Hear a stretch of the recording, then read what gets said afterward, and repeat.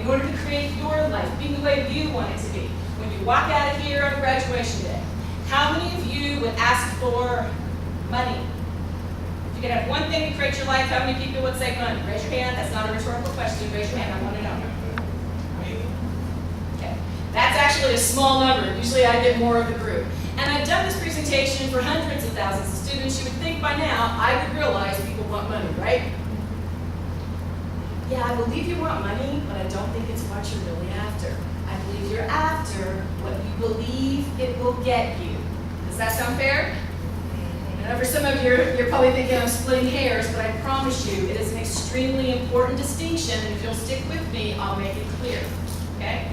So let's start at the beginning.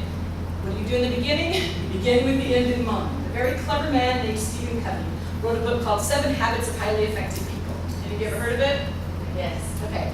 Very widely accepted knowledge. One of the habits is begin with the end in mind. That sounds pretty simple and obvious, doesn't it? You want to end up where you want to go, know where it is before you start. The problem with simple and obvious things is that most people don't realize how important they are. And I want you to understand that the difference between someone who begins with the end in mind and someone who does not will often look like the difference between a genius who just gets lucky all the time and a lost person who doesn't have internet access, GPS, or a map. Now, you even changed your expressions when I said that, so let me try something else. Let's try a little experiment to see if I can get that point across, how important it is to know what you want before you start looking for it. I know that sounds odd, but it's what you need to do. So try this. I need your full attention for the next 30 seconds. I want you to look around the room, and I want you to memorize everything you see that's blue. Go. I don't care if it's blue, green, blue, purple, blue, black. If you think this color's blue and someone else thinks it's green, I'll take it. I don't care what shade of blue. I'm wearing navy from head to toe. I'll take it. Look around, memorize everything you see that's blue. As quickly as you can, memorize everything you see that's blue. There's blue in my logo. I'm only going to give you a few more seconds. The room is full of blue. Look up here. Time's up. My eyes are blue. My outfit is blue. Close your eyes. Do not open your eyes until I tell you to open them or you'll miss the point. With your eyes closed, please tell me everything you saw that was red.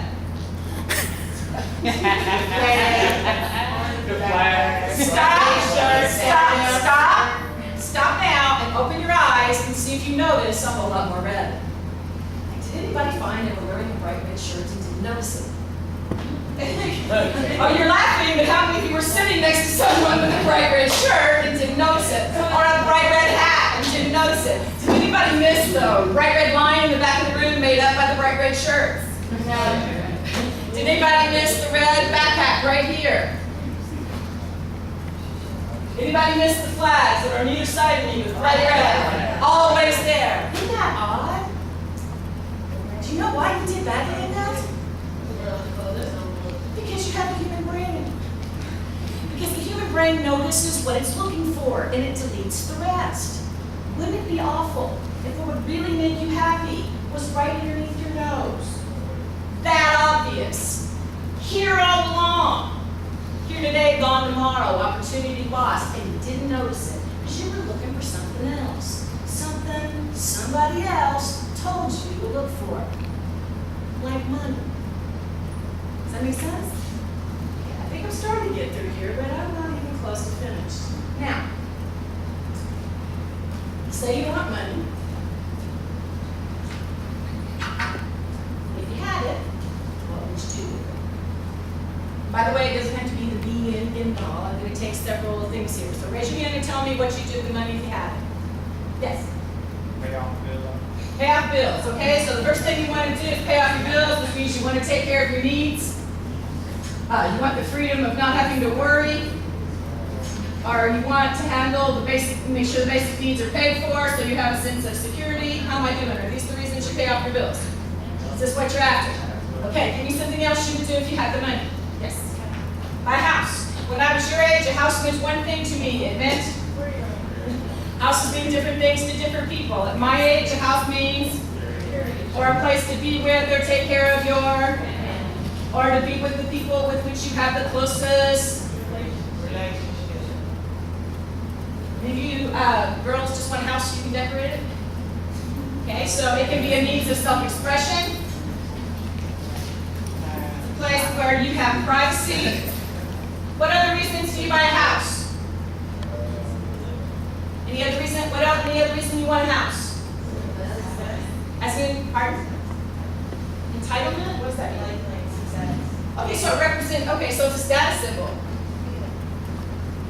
And it makes you feel successful. And somebody said as an investment. Now that's a whole other thing. How many of you, if you had money, you invested? Okay, if you invest well enough to have savings, you have. If you invest well enough to have controlling interest, you have. If you do it long enough and well enough, you'll have a great deal of, and you'll be able to take care of your needs and take care of your family. Any other reason you invest? Okay, give me something else you can do with the money. Yes? Donate it to a charity. Donate it to charity. You just want to make a contribution.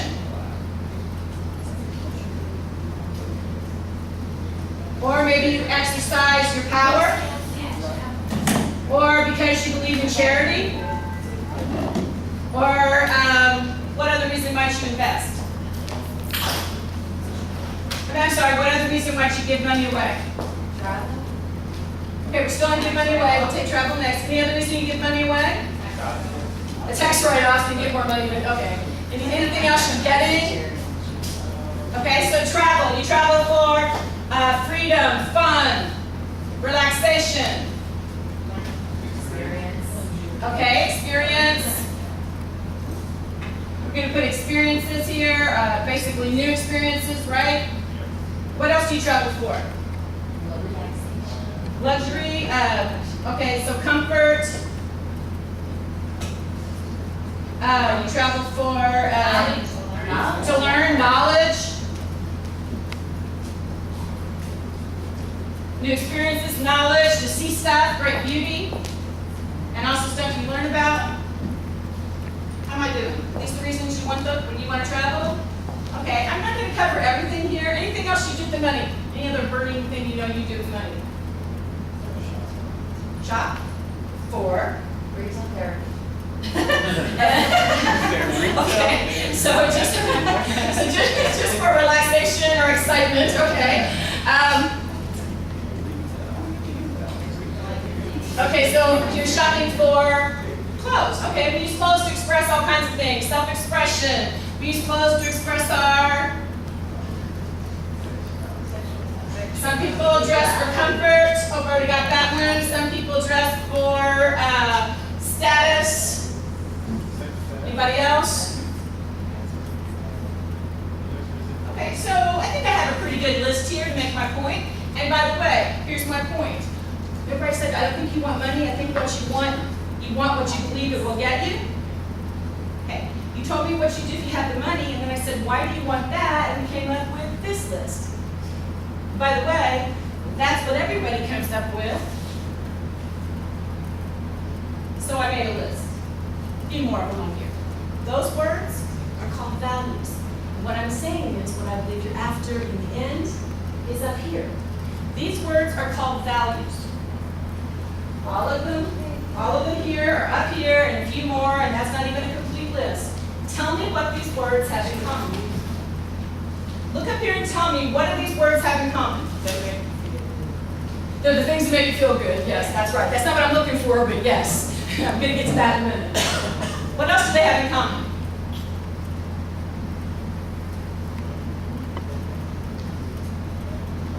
You can't hear them. You can't see them. You can't put them in a wheelbarrow, or put them on a mantle, or drive them around. They're intangible. Okay? Yeah, they're not material. They're intangible. So if you didn't notice bright red that you were wearing right underneath your nose when you weren't looking for it, what do you think your chances are of noticing something you don't even see, you only feel? And you don't even know you want? Here's my point. Let me make myself very clear. Human beings are value-driven creatures. You want to begin with the end in mind? You need to know what values run you. Money is a means to an end. I'm not saying you don't want it or you don't need it. I'm saying it's not the end very often. Do you get that? You need to know which one of these is most important to you. If you don't, you won't make sure you get them. Does that make sense? If you have a list of your top 10 values, you know which top 10 values are most important to you. If you get them, you'll be happy. If you don't, you won't. It's about that simple. And if you don't know what they are, there's a really good chance you won't make sure you get them. And if you have them, guess what you have? You have a litmus test for your goals. You get the values with the goal, you'll be happy with the goal. It's that simple. Isn't that incredible? You want to see how that works? Need an example? How many of you need an example? I used to say this till the end, and then all of a sudden I realized, I've been doing this for years, that people do better with an example. Okay, so what I did tell you is the only reason that I had any place to go, and my social worker said, oh, by the way, you can stay till you go to college. The only reason I was going to college was because I used to draw in paint all the time when I was being drugged from pillar to post and foster home to common village. And I was a pretty good artist. And my art teachers met at a career day, at college.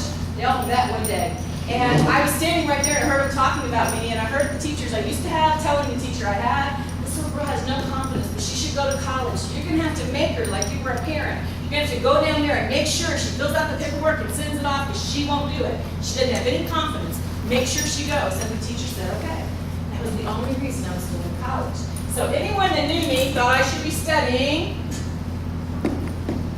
The funny thing is, I thought I had something to say. So I was considering speech communications instead. Now, let me tell you, all your top 10 values are not going to be ones you get out of a career.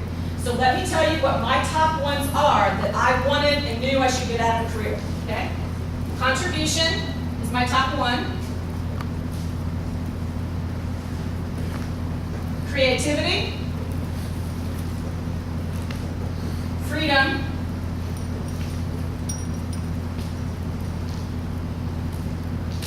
Growth, and self-expression.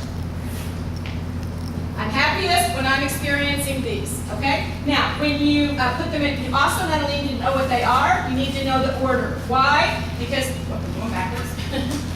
Why? Because the higher they are on your list, the more power they have for you, right? The more important they are to you. Got that?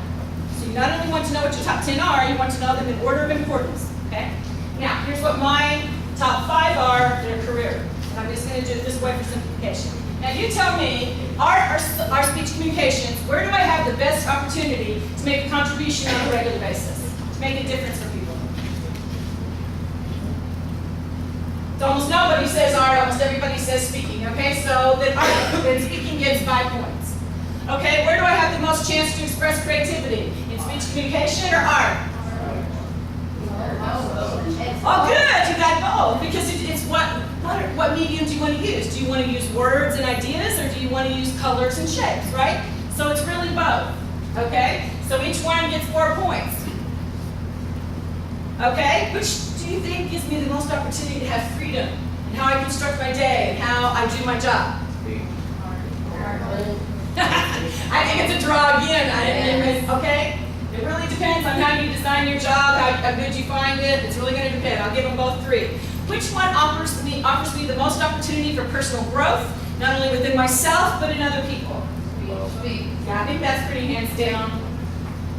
And self-expression. Where do I have the best chance for self-expression? Art or speech communications? I agree, it's both again. You see my struggle? It was not cut and dry, but now it looks real simple, doesn't it? Did I make the right decision? Do you think anybody told me to go into speech communications instead of art? No, not one person. Do you think that was an easy decision to make? So not only will this help you make the decision, it will help you understand it with such clarity that you can articulate it to people. You want to stay after I did this presentation, I will give you some examples of how that changed some people's lives. Not only did they knew what they want, but they were able to articulate it to someone, and that someone was able to help them. Okay, so